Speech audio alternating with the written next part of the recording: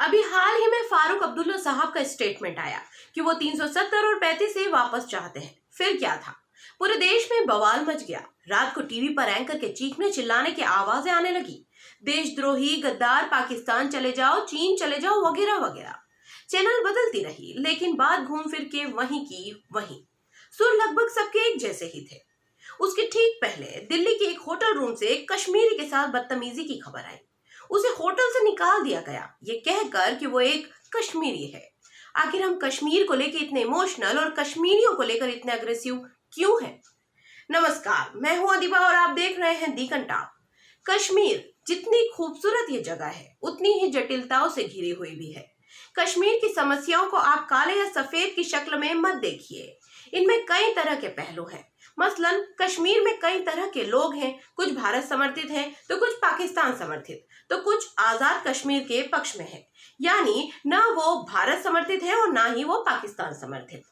ऐसा नहीं है कि पीओके में पाकिस्तान के झंडे जला देने की खबर नहीं आती, और ऐसा भी नहीं है कि लाल चौक पर अपने देश के जवानों पर पत्थर मारने की खबर नहीं आती। ऐसे में हम सबको कश्मीर के लिए सिर्फ और सिर्फ एक ही तरह की धारणा बना लेना ठीक नहीं। किसी भी तरह की धारणा बनाने से पहले आपको कई तरह के मतों पर गौर करना पड़ेगा, या बेहतर सोच बनाने के लिए आपके पास कई तरह की जानकारी का होना बेहद जरूरी है। पहले आते हैं आजाद कश्मीर की मांग पर। 1933 में एक कन्वेंशन का गठन हुआ, जिसे मोंटेवीडियो कन्वेंशन कहा जाता है। उस कन्वेंशन के हिसाब से किसी भी देश को एक राष्ट्र के रूप में बनाने के लिए इन 4 शर्तों को पूरा करना पड़ेगा। पहला, कि उस देश की अपनी एक परमानेंट पॉपुलेशन होनी चाहिए। दूसरा, कि उसकी अपनी एक वेल डिफाइंड टेरिटरी होनी चाहिए।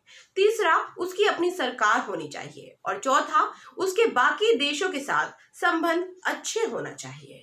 इस हिसाब से कश्मीर मोंटेवीडियो कन्वेंशन की शर्तों पर ज्यादातर खरा नहीं उतरता। ऐसे में उनके आजाद कश्मीर की मांग एक नजरिए से नामुमकिन सी लगती है। अब आते हैं दूसरे पहलू पर, कश्मीर को भारत का हिस्सा होना चाहिए या नहीं। इसके लिए हमें इतिहास में उन देशों के बारे में जानना पड़ेगा जो अपने मदर कंट्री से अलग हुए और उसके बाद वहां क्या हालात रहे। ज्यादातर देश जो अपनी मदर कंट्री से अलग हुए, उनके हालात अच्छे नहीं रहे। वहां सिविल वॉर, बेरोजगारी, इकोनॉमी की खस्ता हालत या फिर अशांति ही फैली हुई दिखाई दी। उसका एक उदाहरण है सूडान। साउथ सूडान ऑफिशियली 2011 में सूडान से अलग हुआ, लेकिन उसके बाद से वहां सिविल वॉर छिड़ गई, जिसकी खबरें अब तक आती रहती हैं। कुर्दिस्तान जो इराक का हिस्सा था, इराक से अलग होने के बाद वहां भी हालात कुछ ऐसे ही बने हुए हैं।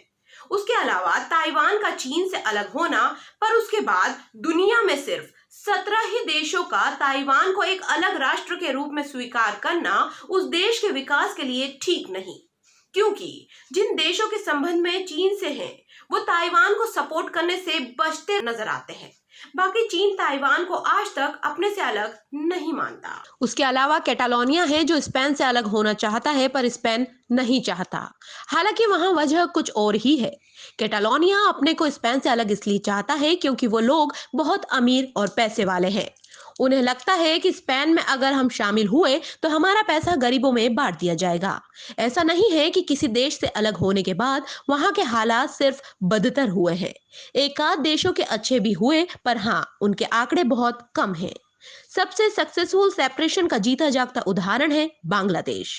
बांग्लादेश का पाकिस्तान से अलग होने के बाद वहां के हालात अच्छे ही हुए हैं, और अब तो बांग्लादेश इकोनॉमी में बहुत तेजी से उभरता हुआ देश बन चुका है। और अब तो बांग्लादेश इकोनॉमिकली बहुत तेजी से ग्रो कर रही है। तीसरा पहलू है कुछ कश्मीरियों का पाकिस्तान समर्थित होना। पाकिस्तान की अपनी कई तरह की खामियां हैं। वो देश इकोनॉमी, रोजगार या फिर विकास के लिए खुद ही कई देशों पर आधारित है। ऐसे में उसके समर्थन होना वाजिब नहीं लगता। वो देश लंबे समय से आतंकवाद के चपेट में है और आज तक उससे उभर नहीं पाया। इन आंकड़ों को देखते हुए तो हम यही कह सकते हैं कि कश्मीर का भारत में विलय होना ही उनके लिए अच्छा है। बाकी विलय होने के तरीकों से आप सहमत हैं या नहीं भी हो सकते हैं, पर हम उम्मीद यही करते हैं कि अब किसी जवान पर पत्थर फेंके नहीं जाएंगे या किसी कश्मीरी के साथ देश में बदसलूकी की खबर नहीं आएगी। आप इस बारे में क्या सोचते हैं? हमें कमेंट बॉक्स में जरूर रिप्लाई करें। बाकी आप अगर इस वीडियो को फेसबुक पर देख रहे हैं तो लाइक कीजिए, यूट्यूब पर देख रहे हैं तो हमारे चैनल को सब्सक्राइब कीजिए और हाँ, बेल आइकन दबाना न भूलें ताकि हम जब भी कोई वीडियो अपलोड करें तो नोटिफिकेशन के जरिए आपको पता लग सके। शुक्रिया।